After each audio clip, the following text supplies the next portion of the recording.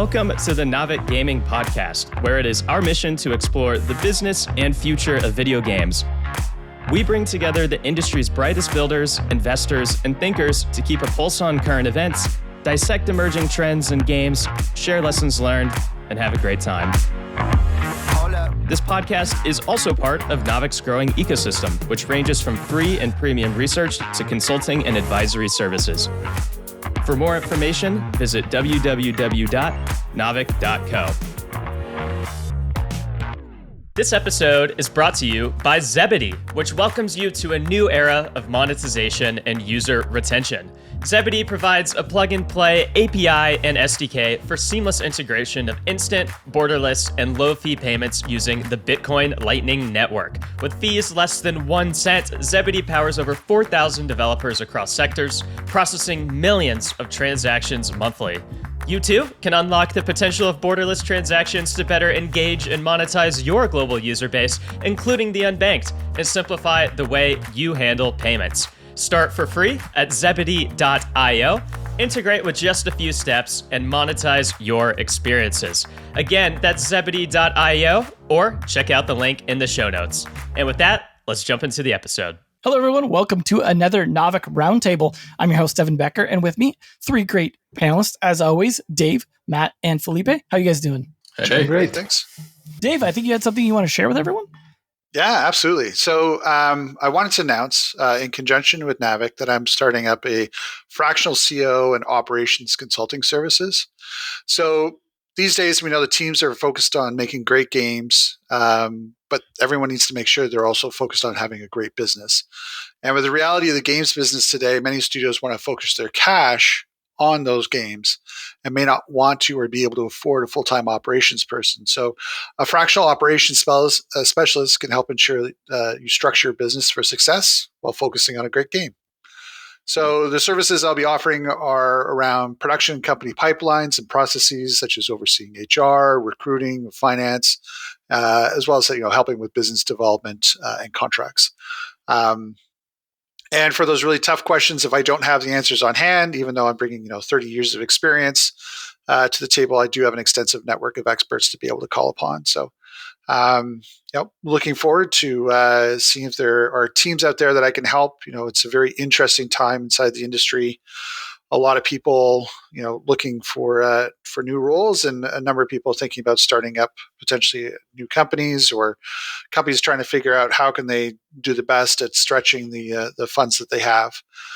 So instead of hiring full-time staff, looking at some people to help out, be it fractional COO is what I'm offering, fractional CFO or such. So details around it will be in the show notes. And I'm really looking forward to helping out anybody that I can. Awesome. Well, how should they get a hold of you? Through Navik or you directly? Either way. So through either daveelton.com, the website again will be inside the show notes, or through Navik. Navik will be able to point folks to me as well. Awesome. Well, I'm sure you've all heard quite a bit of Dave here to know that he knows what he's doing and what he's talking about. So hopefully that'll be a great thing to see kick off here this year. As like you said, a lot of people may need that as things shuffle around quite a bit, I imagine, this year in general. So awesome. Well, great to hear, Dave. We have a full just docket of topics today, as well as a full house of people. So I think a lot of great stuff to discuss. We'll see if we get to all of it. But we've got some stuff around China and their gaming restrictions, maybe a pullback, maybe U-turn. Tencent on a similar topic, but maybe not the good news that they would hope to be sharing. EA and Microsoft with some earnings and more discussion around Microsoft in general after their acquisition, some layoffs.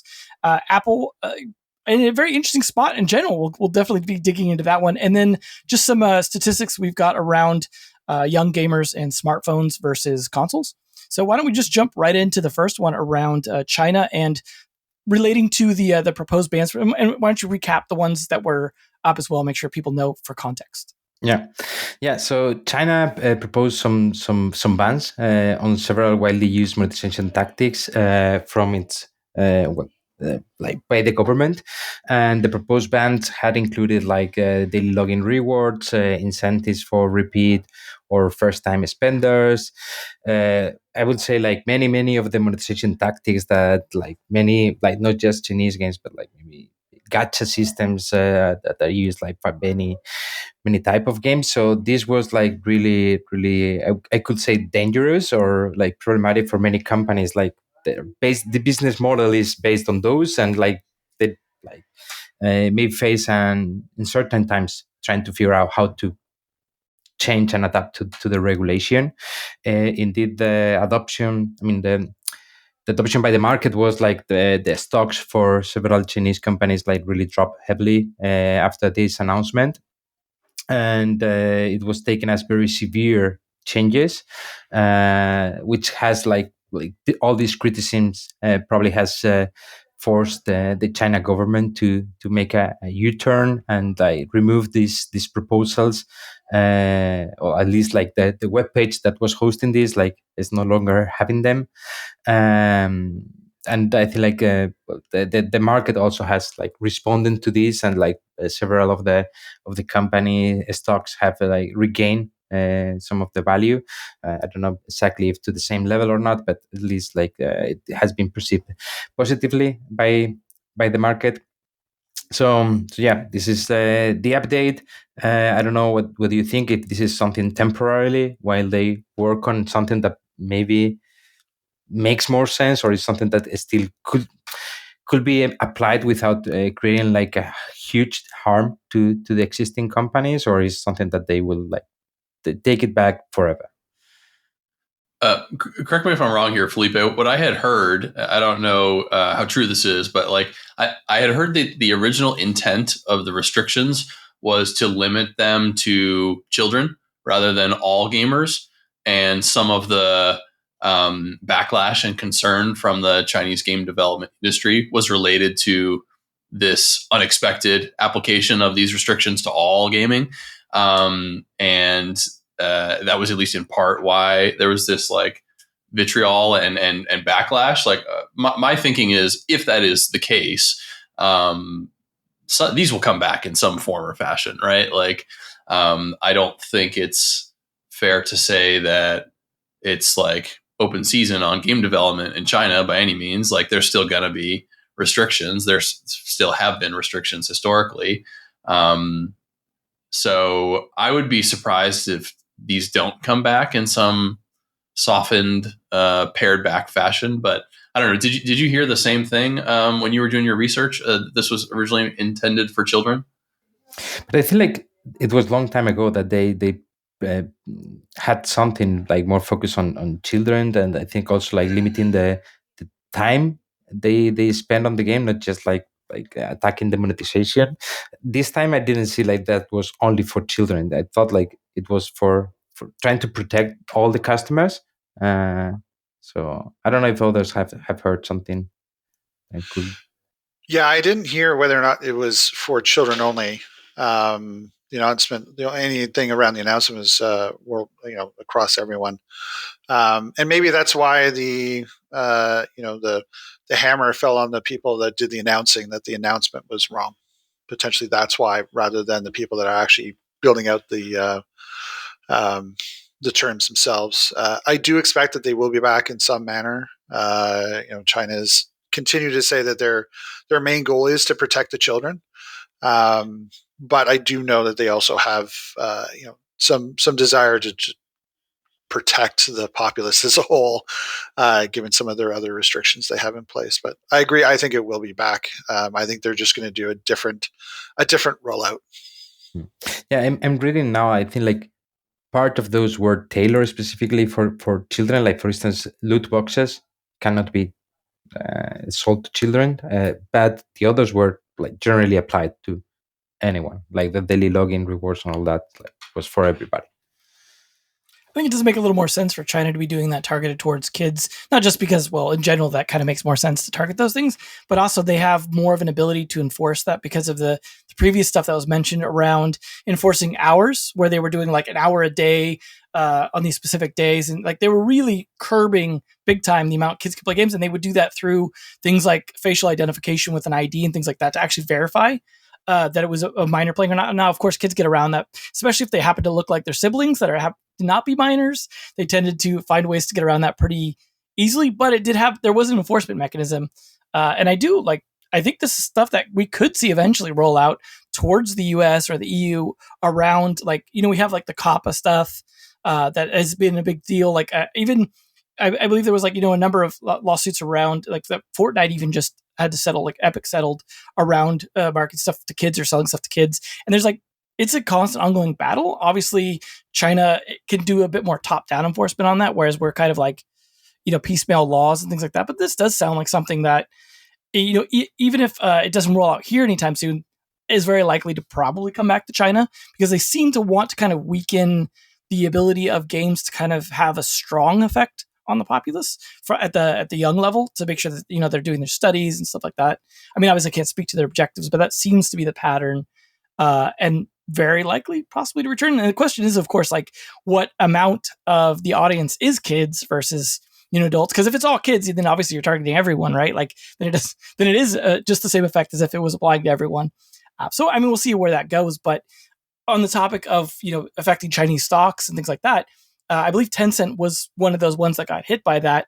And they had some maybe not so great news kind of reflecting back recently as well. Yeah, thanks, Devin. It was interesting. The Tencent recently had like their annual meeting. I guess it was at like a stadium in Shenzhen. And so this news kind of leaked out of that. It was sort of unnamed sources, but the coverage of this was interesting, which I'll come back to in a moment. But the headline was that the CEO of Tencent, Pony Ma, he's also one of the co-founders, was quoted as saying that their games business, quote, achieved nothing during 2023. And this is obviously like attention grabbing for the largest gaming company in the world to have achieved nothing in 2023. Maybe that's putting it a little bit strongly. But he cited that some of the new games Tencent had launched had not performed as well as the company had hoped, but didn't reference any specific titles. For reference, gaming is 30% of Tencent's revenue. I was actually surprised. I thought it would have been higher. And the stock is down about 29% from a year ago today. So a year ago, end of January. So certainly it's taken a hit. You could say that a lot of Chinese stocks have taken a hit in that same time, but worth noting. And then, I mentioned earlier the coverage was kind of interesting. When I was doing some Googling around this report, you see Reuters says Tencent chief says gaming business under threat, but they're catching up on AI. But the South China Morning Post says Tencent chairman Pony Ma sets confident tone for internet giant in 2024. So, by the way, both of these things can be true. It may be that he had a confident tone, but that he was down on the games business and was looking for improvement in the coming year. And of course, this is related to our last topic. When those restrictions were announced on Chinese gaming, Tencent and others, NetEase and what have you, their stocks just went in the tank. And then when the restrictions were removed, their stocks rebounded. So I thought this was interesting. Tencent is still the biggest gaming company in the world. Do you guys think that just because they've had some underperformance, let's say, in 2023, according to their CEO, that they're in danger of losing the crown, whether it's by their own efforts or macro conditions in China and gaming conditions in China? Like any concerns that they might be overtaken by another company? Were there companies that had upticks last year? I think it really was an industry-wide situation. And in terms of their stock, I think so. It did rebound some after the new terms were paused by the Chinese government, but I don't think they recovered all. I don't know that any of the Chinese stocks really covered all, and I think that's in part because people are still building in that those will probably still come back in some form or another. So I think there's still worry for Tencent and for NetEase and other Chinese companies in terms of what they'll be able to do revenue-wise in China. Do I think they'll lose their position at number one? No. They're a behemoth. They own some blue chip stocks, I'd say, inside the games landscape.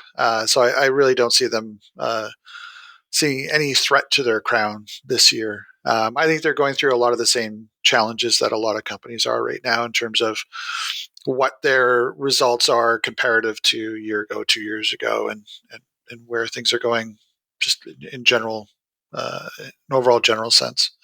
Tencent companies have gone through a large number of layoffs as well. They've been doing the same sort of approach to how they're handling their game companies. Yeah, we just talked about Riot being part of that recently as well, which is under Tencent. And, I'm sure a number of their companies had to do a lot of scaling back. But there was, it is worth highlighting there, despite all like the stock problems going on in China, like the economic problems, especially real estate, things like that, there has been some positive like things that have happened, two of which in some recent future. One was around when the announcement of that restrictions happened. They also passed through a whole bunch of approvals on licenses, which they'd been kind of holding out on for quite a while. Say what you will of the typing, that maybe it was like, let's kind of distract from that or whatever, but it did offer an opportunity, especially for a company like Tencent that does a lot of partnering, to then start to allow companies, start to get games back in to the country. And then on that same note, we just recently talked about NetEase and Blizzard, Activision Blizzard, like kind of making up. And then that could lead to the introduction of games like Diablo 4 and bringing some of the other Blizzard games back.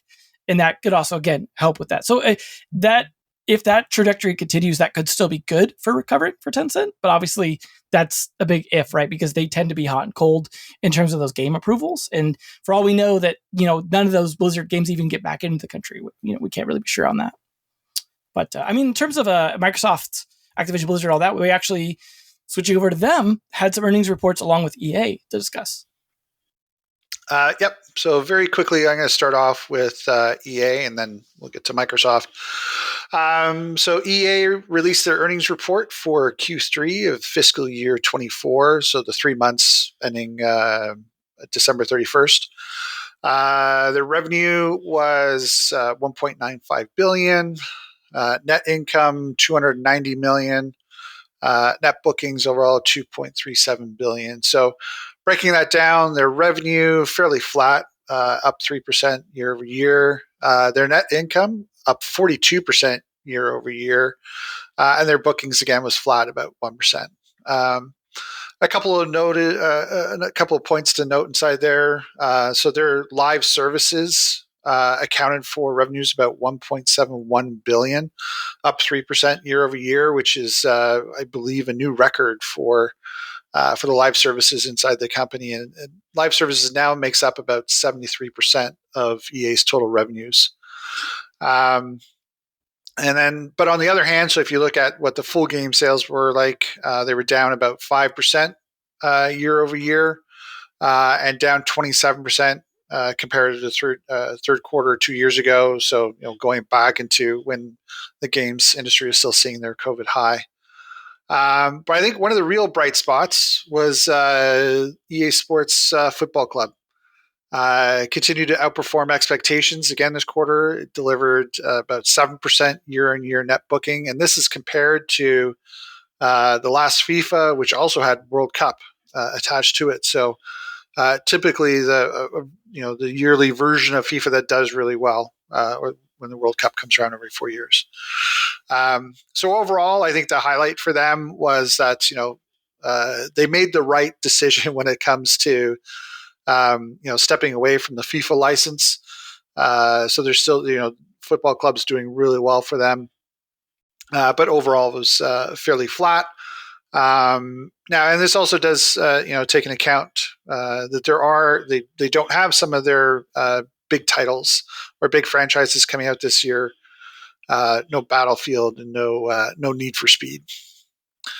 So switching over to Microsoft, So Microsoft saw total revenues of around almost $16.9 billion inside the Xbox Content and Services and Revenue group.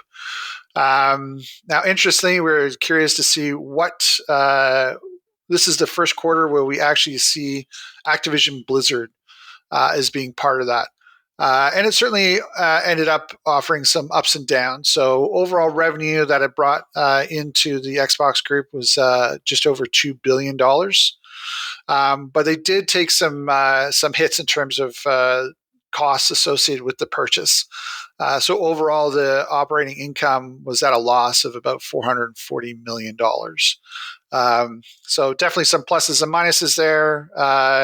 Looking at the very short version of the P&L impact of Activision, once you remove those costs, it would have been a net positive. So it'll be interesting to see how they continue to affect Microsoft's bottom line. But they certainly did, talk about some of the large amount of growth they had in terms of not just revenue, but also time spent inside now Microsoft Activision Blizzard games. So adding a lot of engagement inside that overall Microsoft ecosystem. Well, cool. I mean, that's good news, right? Because that was a long time coming in that acquisition. Obviously very expensive, especially all the stuff they had to deal with going through all the concessions and everything like that. And those concessions themselves may end up being like long-term a little bit expensive in terms of like maybe not being able to do the exclusivity of Call of Duty they were maybe hoping to, quietly. It's things like that. I'm curious too, like what impact something like King had. Because we talked about Activision Blizzard side, but it's actually really Activision Blizzard King, and Candy Crush is still kind of doing quite well on mobile, I believe. It is, and they're bringing out new adjacent titles to the Candy Crush franchise, trying out a bunch of new games in very quiet soft launch around the world. So it will be interesting to see how the King side increases their revenues over the next while as they release some new games. But it certainly has a lot of benefit to the Microsoft, but certainly a lot of turmoil overall. Not to put you on the spot here, Dave, but I'm wondering if they reported Game Pass numbers. From the items that I saw, from the areas I was looking, I didn't see a breakout for Game Pass numbers. I'm going to go, my personal opinion is I think that they probably are continuing to have some growth, but not a lot of growth right now. Still not being able to match the numbers that they want to be able to hit with Game Pass. Okay. Yeah, no worries. For context for the listeners, we're recording this podcast after they released earnings, after market hours last night. So it's still quite fresh. I got to imagine those Xbox Pass numbers will be important because the company seems to be betting a lot on that in the future. And I would be interested to see and obviously they probably won't report anything like this if it's not good news, but what effect that's had on game sales. Because like there's some of the big, the day one launch titles, that's a big seller for the Pass, but also the risk of cannibalizing game sales. Now, if those aren't first party titles, may not have mattered. I mean, obviously Starfield is kind of a first party title, but like some of the stuff like, say Payday 3 or some of the other ones that were kind of big ones, but that maybe people were skeptical to play may have impacted sales, in a situation where demos aren't normally as readily available as they used to be. For example, now you have the ability to try it on Game Pass first.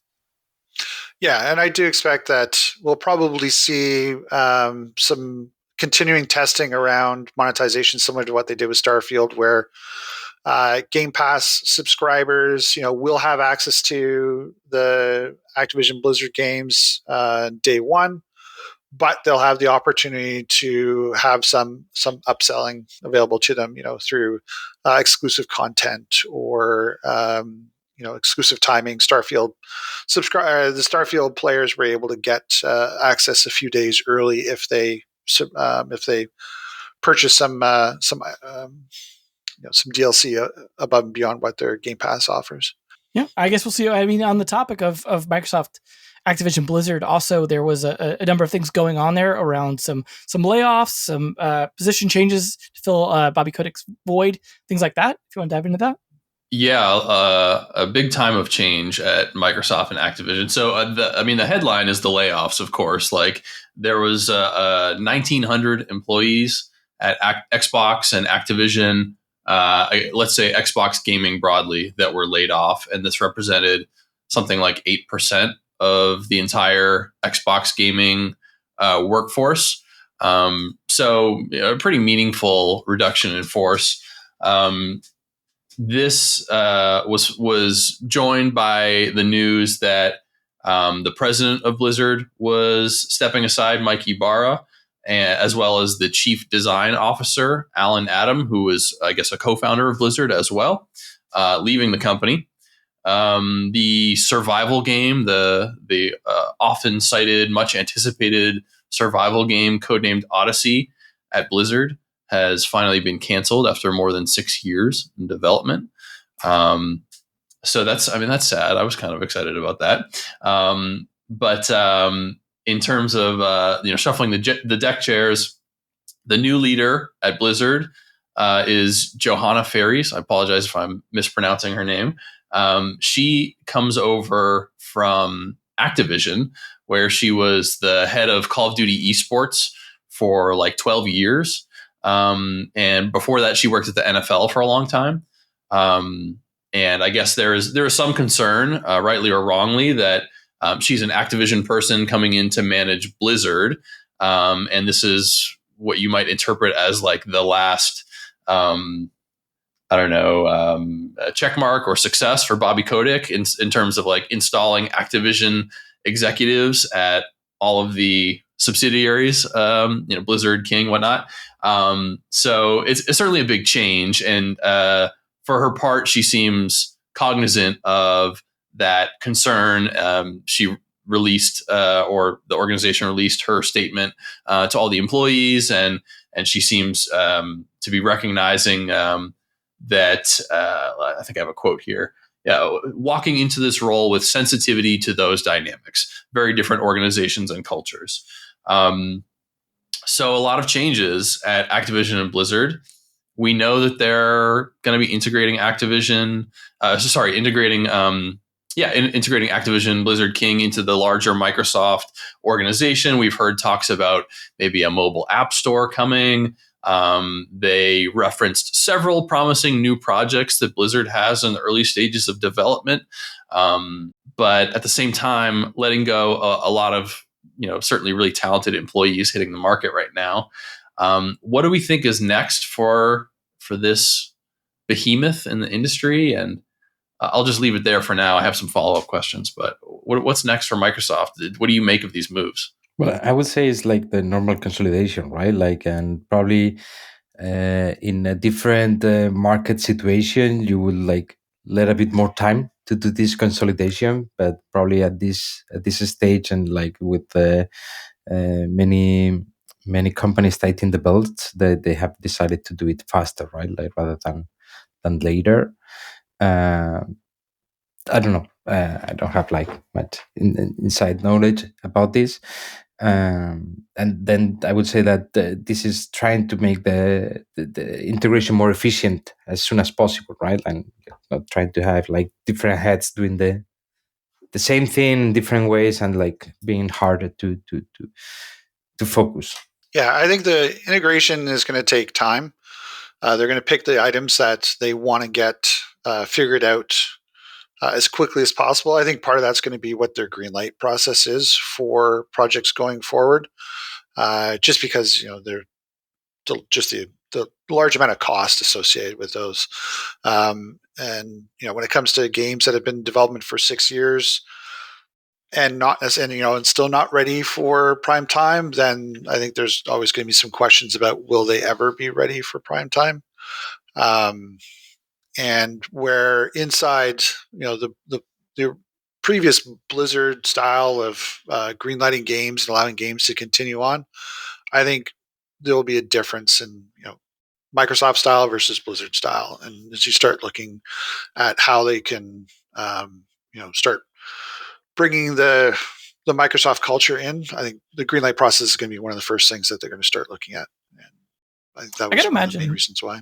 By the end of this, though, Blizzard won't look anything like it looked like a decade ago, because they were already kind of in a process of like sort of being taken over by Activision people, like to an extent, like in terms of just kind of control of what the company was doing creatively in a lot of ways. And obviously, like the survival game getting canceled is probably part of that. Like you guys said, the green light process, you're not going to see the Blizzard of old, right? Where they're just kind of working on quote unquote sort of dream projects and long gestating sequels to hit franchises and things like that. Yeah, I mean, because that's not Activision style, right? Like they pump out the Call of Duty games every year. They're not looking for these long gestation periods. And now with this bigger sort of takeover, people leaving the company, I got to imagine like at this point, whatever kind of sort of independence Blizzard had is kind of mostly going to be gone by the end of this. I mean, it could be for the better. Don't get me wrong. That Microsoft might be like, hey, we actually really liked what you used to do and, shake up things for the better. But realistically, I think at this point, Blizzard that kind of we all knew is pretty radically changed at this point, and a lot of the people are gone. So I'm kind of curious what like the identity even of Blizzard looks like going forward, especially, they canned all this esports stuff. Obviously, like that didn't work out super great with Overwatch. I don't think we're going to see like StarCraft 3 all of a sudden or something like that. Diablo 4 did pretty well, as you mentioned on the earnings reports as well. Like it had a positive impact there, but I don't see Diablo 5 getting instantly greenlit off this, or it's going to be interesting to see. I mean, we did have the Warcraft game come out though, which was kind of an interesting, like sort of in the middle of this process getting put out. But it's like, I do wonder, what does Blizzard have left to release after this? Because obviously they release, expansions for World of Warcraft, but that's kind of a little long in the tooth. And, they've got the 2 live service mobile games that can kind of keep going for a bit, assuming those keep making money. But I don't know what they've got. I mean, obviously, like, feel free to enlighten me if there's other stuff they've announced. But outside of that survival game, I can't think of a lot they've mentioned publicly. And this kind of leaves it like, are they just going to help on the next Call of Duty game at this point? I do wonder what they're going to be doing going forward that they want to be doing. Or, at this point, you've got people, again, leaving in the middle of this, and possibly because of decisions like that. We'll see. Yeah, I mean, Blizzard has seen a lot of their long-term staff depart over the years. I think even before this happened, I think a lot of people would say, the Blizzard of 3 years ago wasn't the same as the Blizzard of 10 years ago. But yeah, I do think that, as you look at the top line infrastructure, the C-suite of ABK, I do expect to see some changes, especially in more the Activision Blizzard side, just because that's more of Microsoft's wheelhouse. They have their own exec team already in place, and will want to have that, them staying in as the command group for the new version of Microsoft, now including Activision Blizzard. On the other hand, I mean, I don't really see Microsoft really being that company that does wholesale changes to cultures of companies. Like if you look at, Bethesda, there hasn't been, huge reports of Bethesda being absorbed into the Microsoft Borg ship, the same as what you typically find inside like Electronic Arts, for example, where, the reputation for EA is that they just absorb everything into the EA culture, and everything must be the EA way. Whereas I think Microsoft still allows, that the culture of the individual studios to be maintained. So I don't really, while Blizzard has changed over the last number of years, I don't expect that they'll be forced to really change, 100% away from what the Blizzard identity is. You guys are really hitting on like what my follow-up question was going to be. I think like the two sort of reasons that, well, 2 of the biggest reasons in my opinion that this acquisition gets so much play, so much coverage is Call of Duty, Activision, and then Blizzard. Like, we as, let's say, more experienced gamers, senior gamers, we grew up with a certain like image and brand around Blizzard and their sort of legendary titles. And, this is like, place where creative geniuses are pumping out these amazing games. But, I think you guys hit the nail on the head. Like, that's the past. Like, the founders are all gone. the OGs are all gone. They've all started their own other companies or they're working elsewhere. When's the last time Blizzard released a hit? Like Diablo 4 was, I think, pretty successful as a launch, but as an ongoing live service, I think remains to be seen. Warcraft Rumble, I think, is a really fun game. Personally, I think it's a lot of fun, but I don't know that it's going to be a successful, long-lasting product. So, what's as Devin said, like what's in the pipeline? Should we be excited? I think that's like your point, Devin, like about them becoming a Call of Duty support studio is hilarious. It would be the ultimate irony. I don't think that's going to happen, but I think it's really funny. So I guess my point or like question, if you will, is like, does the Blizzard brand, the name, like really mean anything anymore, or is it just like an artifact of our sort of collective nostalgia for StarCraft and Warcraft and these legendary games? I think it's still a bit of both. I think there's still some of the Blizzard name there, but that's more about what are the types of games that are going to come out of the studio.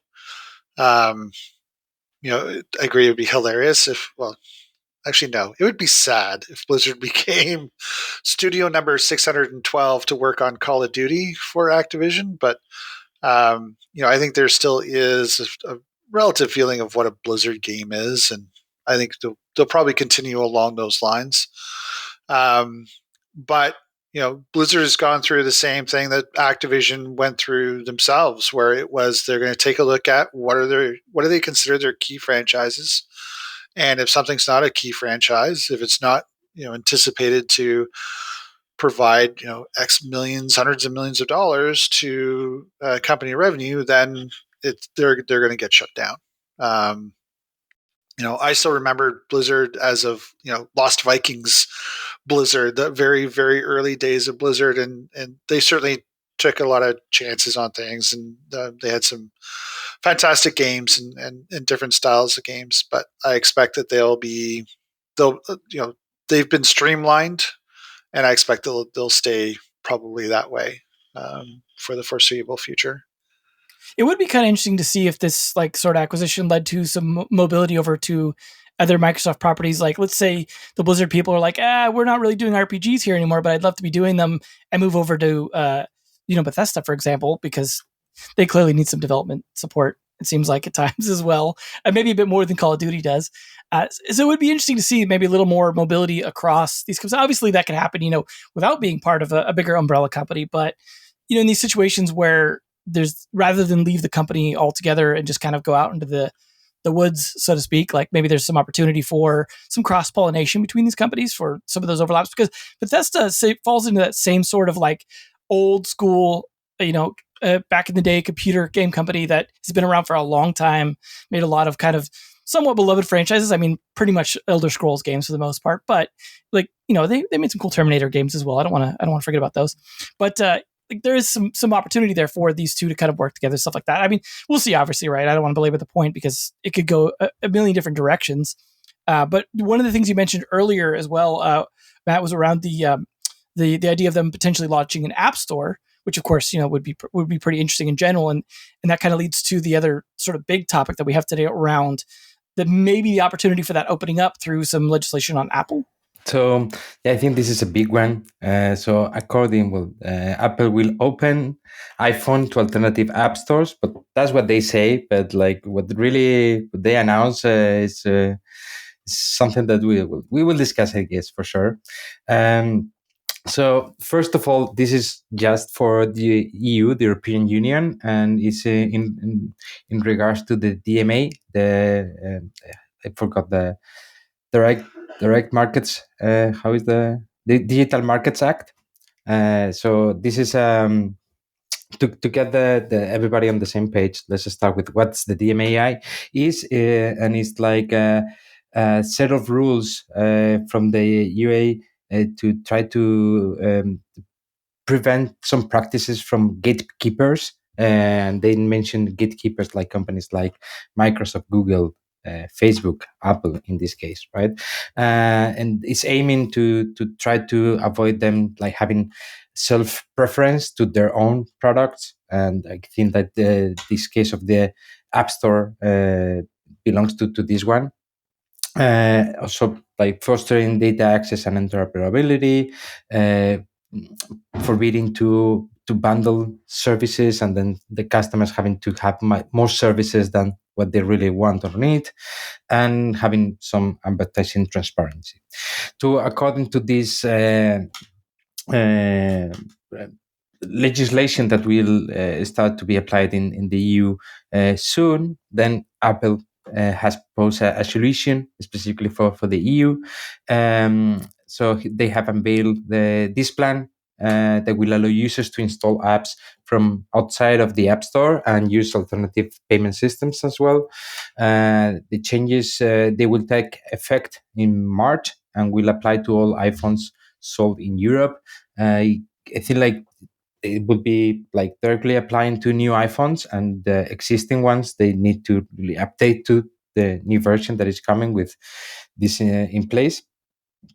With this, Apple will also lower its commission rates for in-app purchase from 30% to 15% for developers that use their payment system.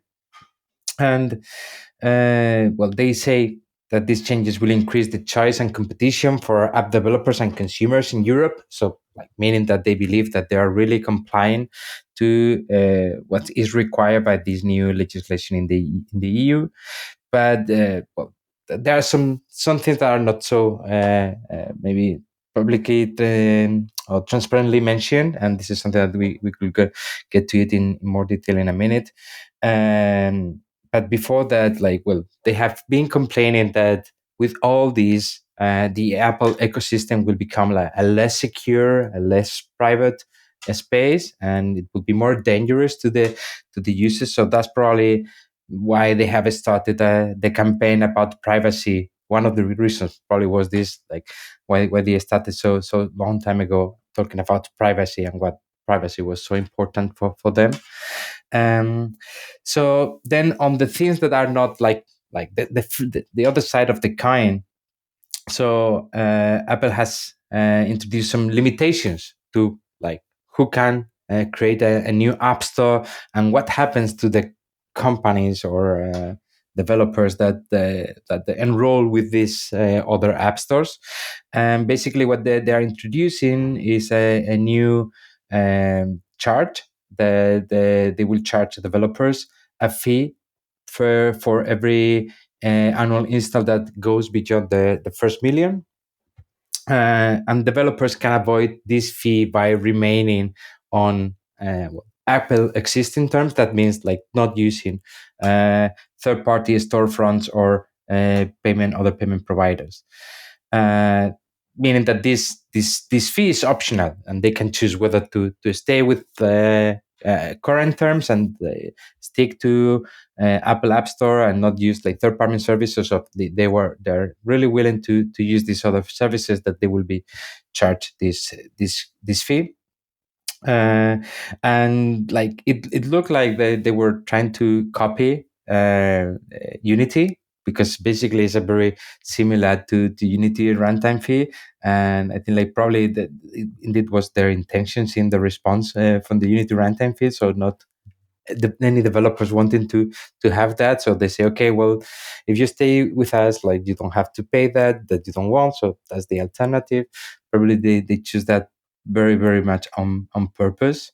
So what do you think about all these moves? What do you think about this core technology fee that they will introduce? Well, there's a couple of other things, and some of it, similarly, is a little bit buried. But one of the items in there is that if you go through the developer terms, if you decide to accept the business terms to allow you to go to a different store, you cannot go back. They have stated flat out, it's in the agreement that you sign, that if you stay with Apple rules, fantastic. You get all, you know exactly what it's like. If you go this new way, you cannot come back. What I've heard, but I still need to confirm, is what effect that is. Is that on a per game basis? Is it a company wide basis? Can you have some games that are inside different marketplaces and others inside the Apple? Knowing Apple, I would probably suggest that they would say, no, it's all or nothing. Either you as a company follow, or maintain the Apple rules that you've had up to this point, or you go into a different store, and then it's everything. Everything goes across. They've provided some calculators that allow you to kind of figure out, well, what does this actually mean in terms of the fees that they're still going to be asking for. And that Apple will also still be looking at trying to review the games that are available in other stores, not just the games inside their store. It'll be interesting to see what they can do in terms of forcing takedowns of games, but they still want to, as you said, really want to maintain not just the privacy but the safety of any apps that are usable on side iOS devices. So yeah, I think the question is, has Apple reached their Unity moment in terms of runtime fees and everything? It's interesting that the same level of outcry isn't there, in that Apple has said, "Hey, yes, we are in compliance with the new ruling around the marketplaces."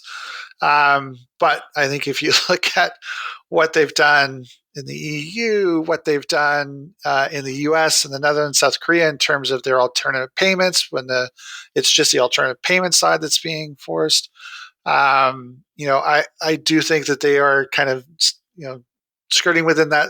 Yes, we've followed the letter of the law, but the actual what the intents were behind that, they're doing their best to make sure that it's still Apple is the winner, not the developers or the public. I think they're still trying to maintain as much control as they absolutely possibly can, even with court systems around the world trying to force them to open up some. Oh yeah, I mean, it's interesting you make the comparison to Unity. I think maybe one of the biggest points of difference here is that Apple is good at messaging and obfuscation, where Unity kind of fell flat. But I mean, let's be clear: like, this is malicious compliance. It's really bad. It's not just game developers who are speaking out on this. Like Daniel Ek, the CEO of Spotify, was just like laying into this on social media, and it's not great. Like they're just kind of giving the finger to developers, like which is not that different from what Unity did. Apple is huge, and they're going to continue to like move the goalposts for as long as they can to extract every last sliver of profit that they can while they have this position of power. We as little guys or medium-sized guys, depending on where you work, like don't have a whole lot of power to influence this, at least not on an individual level. Collectively, certainly there will be pushback from the development community, from big game publishers, and obviously from other companies like Spotify. You see some other areas of resistance, like, for example, I think Spotify and Netflix and maybe a few others have stated that they're not going to be releasing apps on Vision Pro, for example. Look, drop in the bucket for Apple, like barely, but it's something. The long-term concern would be like, do developers start to abandon Apple because of this anti-developer stance? Because clearly the consumers are not at this point. So like, who's going to budge first? I don't know. I don't think it's going to be Apple. Yeah, I think there's also one of the other differences between Unity and Apple is Unity started off as a friend to the developers. They were, embraced by the development community. It was about the tide raises all ships type of experience. A lot of love there. Apple's always been about Apple. The number one thing Apple's wanted, always looked after is Apple. And I think this really is just a case people just going, all right, here we go again. It's just Apple looking after Apple. And as you said, the consumers are not making any changes. The the amount of revenue that developers would be foregoing if they decide to abandon Apple and just focus on Android. It's too much. I think people will just suck it up and take it. Unfortunately, I do hope that the complaints, not only by the developers, and that Tim Sweeney already has gone on multiple tirades about the various things that Apple's done. So hopefully we will see some continuing movement on things. I think for me, the one plus side of the recent Apple announcements has been the game streaming apps finally being allowed on iOS, and that being worldwide. But yeah, I think outside of that, it's been a lot of frustrating news out of the changes that Apple's been making. Yeah. But I would say also the difference is that Unity did that like out of the blue without like anybody expecting it, and here is like Apple is saying, okay, like we are forced to do changes, and like we allow you to keep as you are, or like because we are forced, we need to like do some changes, and this is the changes. So I'm not the bad guy; it's the EU Commission that is the bad guys. So as Matt said, I think it's like they communicated much better. I still think this is definitely like falls under that malicious compliance, and I'd like to see that become a catchphrase, because you talk about Apple being good at messaging and like maybe some counter messaging and marketing being needed to really put the pressure on, and especially to the point where hopefully at some point users care, not just developers. Like that idea of like malicious compliance and them like kind of sort of just spitting at the system sort of thing, like through multiple court cases now, not just this one, would hopefully at some point make people go, maybe Apple actually isn't like the friendliest company like they've convinced us they are when it comes to looking out for us. Obviously, the privacy campaign was a great way for them to make themselves look like, hey, we're looking out for your best interest, when it could be argued that there was a lot of monetary incentives for the strategy that they employed. So it would be interesting to see, say, some counterplay from Google, for example, because Google, while they still are a little bit looking out for themselves and things like that, can be a little more developer friendly. And then especially, there was talk during the trials of like trying to, bribe Microsoft and things like that. Maybe there's an opportunity for those two to like, hey, if you want to release an alternative app store, why not do it over here on Android? And we'll actually set up some good terms and like make it a good case for you. Like, and maybe that starts to be, something that maybe chips away at things, because Microsoft is also very developer friendly. They've got a huge, stable of games that they've just basically acquired through all this. Obviously, like it would not look great if they made them exclusive to one environment after that whole thing with Call of Duty. But if it's not Call of Duty, that maybe that won't be a big enough deal. But this does feel like mafia protection racket kind of things, like, oh, we would hate for something bad to happen to you, because one thing that's not said in here that I guarantee is going to happen based off of how they complied with the alternative payments is when you go to install something from an alternative app store, it's going to pull up a scare screen and be like, whoa, we can't vouch for this. Like this could be bad, like the way that Google does for the unauthorized sources, because that's what they're going to treat this. It's like, hey, you can install from these stores, but hey, like it could just blow your phone up in your face. We can't vouch for it. And there's also the other aspect, which is still going to probably require code signing from the Xcode side and things like that, and certificates. Even if it's going through an alternative store, it's still going to need to use the encryption, all that stuff of the phone, which means if a developer doesn't comply and things like that, and they're like, hey, we want to like cease and desist that app, they probably can just block that developer from being able to deploy apps that can be installed on the phone, regardless of the source. So Apple's still in the driver's seat here, and clearly like making that very obvious. And I think as they implement this stuff, it'll become even more obvious, because we saw that when they started releasing the screens for how the alternative payments would work, you could see it was even more malicious than you thought it would be, which with the scare screens and stuff like that. So I got to imagine like this is going to continue to push and see how far they can get away with, because the problem is, again, that if the consumers don't care, that doesn't offer a lot of power unless developers straight up say, we're not going to release any good games on your thing, and you're going to be at some point just left with nothing left on the platform. But that would require like a huge effort of, Netflix pulling out, Spotify pulling out as well, and all these other ones, Amazon pulling off, like all these ones that are not happy with the ecosystem there, especially around alternative payments, just going elsewhere. But that would also mean Google would need to put sort of a good welcoming environment there, because Google also has their payment, restrictions and stuff like that. But if they were smart, they would be like, hey, just come over here. Like we'll be your homie. And like, even if it's only for a short while, that could be enough to put a serious dent in iOS if it were big enough, I think. But, speculative.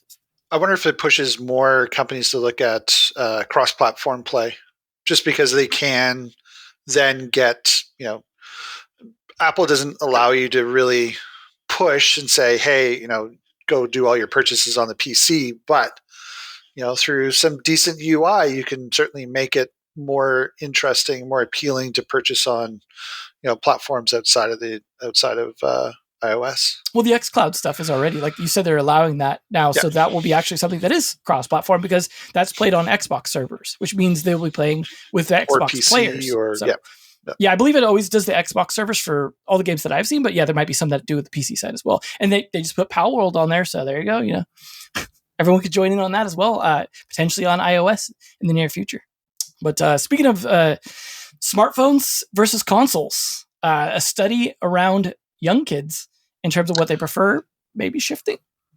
Absolutely. So the Maggot Games team, which is a research company, took a look at where players are being introduced to games. And I think a lot of people, they kind of have it in their mind that, kids start off with a Nintendo as the entry point into the games, the games world, the world of games. But Maggot did both quantitative and qualitative research, talking with folks, both their kids and their parents, went directly into their homes, spoke with people from ages 10 years up to around 44, according to the report. And what they've said is they've certainly seen a change in terms of where people are being introduced to the world of gaming, and how long is it before they start really taking switching in terms of from mobile to console and so forth. So in earlier days, they may have started off with a Nintendo handheld as sort of their first system. But when talking with 10 to 12-year-olds these days, 37% of them, their first game was on mobile. And interestingly for me, the second platform was actually PlayStation at 19% before they got to Nintendo. So, and that stays pretty consistent between the ages of 10 to 15, where, the vast majority of kids were introduced to games through, be it a mobile phone or through a tablet, as compared to being introduced on consoles. Some other interesting facts: by the age of 7, over 80% of kids play video games monthly, and then 97% of kids have played a game by age 10. At age 5, 38% of kids have tried games. And so if you look at what that means generally, if players have been, introduced to the world of games through mobile, and that still stays, fairly consistently high in terms of the kids, the new generation of gamers playing on mobile, what does that mean in terms of where the mobile industry goes? What does that mean in terms of console? Are we going to see more cross-platform play? As you look at the games that, are the games that we typically pull out as the ones being really successful for the younger generation, be that Minecraft, be that Roblox, be that Fortnite, you're playing these across multiple platforms. Fortnite, I'm sure now that streaming and the alternate stores is coming around, Fortnite will make it back onto iOS. Are kids going to be looking at more and more mobile as sort of their platform that they remember fondly the most as a kid. So, growing up, I played the NES, I played the SNES, I played Sega Genesis as well. But NES was sort of that really big console to start off with, and that helped ingrain Nintendo as that quality provider of games. Does that mean that the kids that are growing up today, are they going to have that same level of fondness for the iOS ecosystem or the Android ecosystem?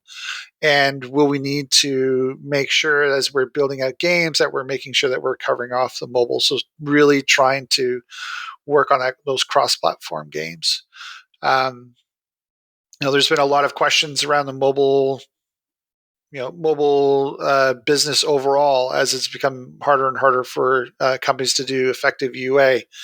Does this mean that because the upcoming generations of players are still going to have a large focus on mobile, that as an overall business, the mobile industry is still going to stay really, really strong overall? It's going to be more of a case of trying to figure out how to better find those players directly. So overall, I think some really interesting statistics out of it. A couple of other pieces in terms of overall entertainment. Music takes over from gaming as the top entertainment activity by the time players reach the age of 18. And the younger audiences are looking for definitely those social experiences that offer the crossplay abilities. So we're playing Roblox or Minecraft as examples again. So thoughts on now that we've got generations of kids growing up with mobile games, what does that mean for the mobile industry versus console and PC? One thing I think it's important to delineate is like when we were growing up playing Nintendo or Sega or whatever, like we weren't fans of the Nintendo or Sega ecosystem. We were fans of the IP. And so no one's going to be fans of maybe, I don't know, maybe not. There are Apple fans, but I don't know, you grow up playing smartphones on your Apple. I think it's more about the IP and the games that you're playing. I don't know about that. I remember the Nintendo versus Sega Flame Wars. Oh my God, those were hardcore. Sure. I mean, it still exists today, right? There's Xbox, PlayStation Flame Wars, Android, iPhone battles for sure. I guess you have a point there, but I feel like it's more about the IP of the games that you play growing up than it is about, let's say in larger part, than it is about the platform on which you're playing them. But to sort of bring it back to the data, look, it makes sense to me, sort of intuitively. Let's just say you're a parent and you want to see if your kids are interested in games or you just want to keep them occupied. It's easier to download a free app and hand it to them than it is to go and buy a dedicated console. So I'm not entirely surprised that these are the findings, although it's good to get some actual data behind it. And I don't see why this is going to change moving forward. Those are sort of my high level kind of knee jerk reactions. It's not just buying the console as well; it's also buying the game. Yeah, I feel like my feeling is that it's more like the platform relates more to the parents, specifically at some certain age than what really the kids want, right? I don't know, if your parent is a gamer and has an Xbox, you're going to be an Xbox player until maybe you are a PS fan, but until you manage to get a PS in your house, it's going to be Xbox, right? So I feel in this case is that parents hand the mobile phones to the kids, and probably even the kids are the ones that install whatever and get the game, right? I don't know, I'm tired of YouTube and then I install a game, or I see the ad in YouTube, I click it and whatever, right? So it could be even that that's why they start playing in mobile because they don't have access to other platform, right? Keep in mind also that a lot more core games are coming over to mobile. So obviously the GTA ones were getting kind of scooped up under Netflix. There was just a new Devil May Cry game that came out a mobile, like there's still like a lot of penetration from core, and then the other direction as well, like Roblox, Fortnite, all that stuff on consoles. That's crossplay potentially with mobile and things like that. So I think maybe the lines start to blur as well in this, and we see like, well, smartphones is just what they have access to all the time, because you're out and about or whatever. It's easier to give them a smartphone, as Matt was saying. Like it may just be pure exposure at that point, combined with the fact that more often than not, the games are free to download. So there's a higher chance they get, the game because they don't have to ask someone to buy it for them. And more often than not, parents aren't doing a great job of like securing, the passwords to install games or to buy stuff or whatever anyways. But I got to imagine a situation where it's just, as Matt said, kind of inevitable or kind of like obvious from the situation we're in. The question is, can consoles claw that back, right? Like if Nintendo at least has the most popular handheld, like there's some opportunity to like maybe chip away at that, because part of the reason for the smartphone or tablet being popular is it's handheld, and therefore like you could shove it in their hand at the store or wherever you're at, and you need to keep them busy. In theory, you could do that with Switch, although Switch maybe isn't as easy for you to do that with potentially, but Switch 2, maybe, who knows, maybe they'll design for that, give it some nice big like plush casing on it so it doesn't die when you drop it. But there's an opportunity, and I was even just looking at like some other analysis the other day trying to figure out like what kinds of games kids are playing, and it was still a little bit of a mix between the Roblox, Fortnite, and all that stuff, and still like Nintendo games. It seemed like when it came to console, were some of the more popular franchises like Mario Wonder, Zelda, things like that are still, I think, have some hold. But it's clear that like this, as the study shows, like that's receding, right? Like Nintendo is probably the one kid-friendly company out of all this.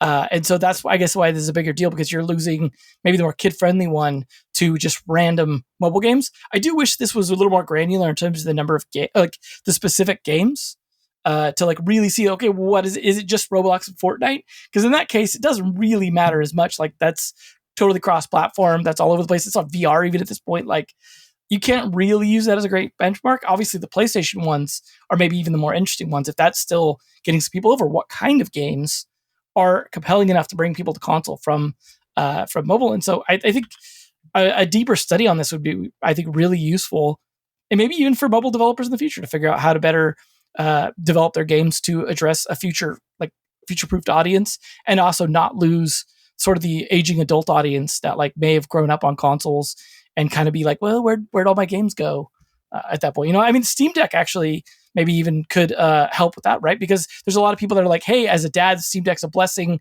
because I could play it while I'm taking care of my kid. Because I remember seeing that with Stadia as well, with cloud gaming, stuff like that. So there is that sort of like aging dad audience that also needs an iPad or phone in their hands for the same kind of reason, or the mom out playing like Candy Crush or something on their phone. Like there's definitely these demographic audiences to hit, and people age up into these things. So interesting.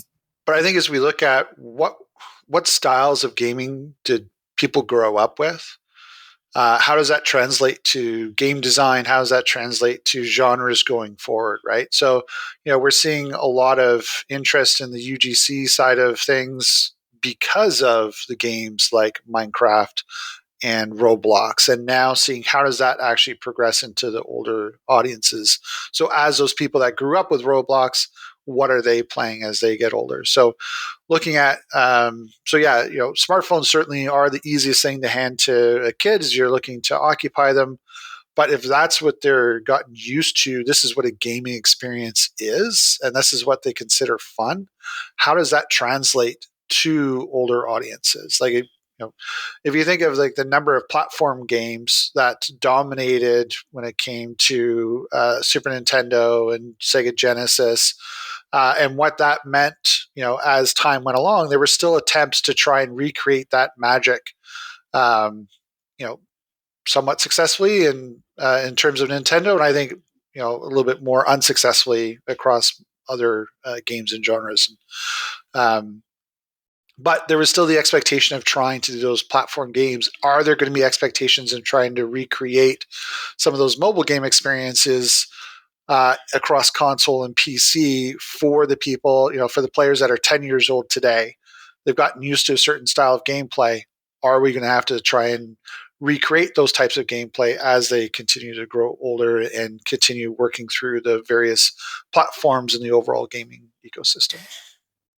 But I think this is very tied to what is the input system, right? So in a phone, in a tablet, is like swiping, is touching. Like that's something that is hard to like replicate, and that's why probably the type of games that are more popular in mobile are different than the ones that are more popular in consoles. That are different that are the ones that are different that the ones that are more popular in PC, right? So I don't know.